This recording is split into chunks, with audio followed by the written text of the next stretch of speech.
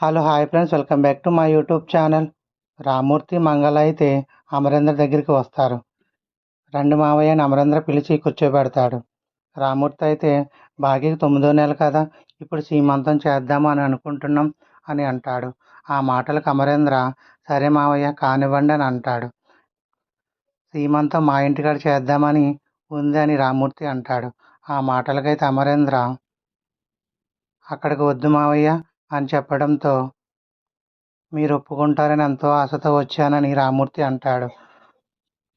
అమరేంద్ర అయితే ఈ సమయంలో నేను ఎటువంటి రిస్క్ తీసుకోలేను మావయ్య, అక్కడైతే వద్దని కరాఖండిగా చెప్పడంతో రామ్మూర్తి మనసు బాధపడుతూ అక్కడి నుంచి వెళ్ళిపోతుంటాడు. భాగ్య అయితే నాన్న నాన్న అని పిలిచినా కూడా రామ్మూర్తి వెనుకకు చూడకుండా వెళ్ళిపోతాడు. అమరేంద్ర అయితే వెళ్ళిపోతున్న రామ్మూర్తిని చూసి మౌనంగా ఉండిపోతాడు.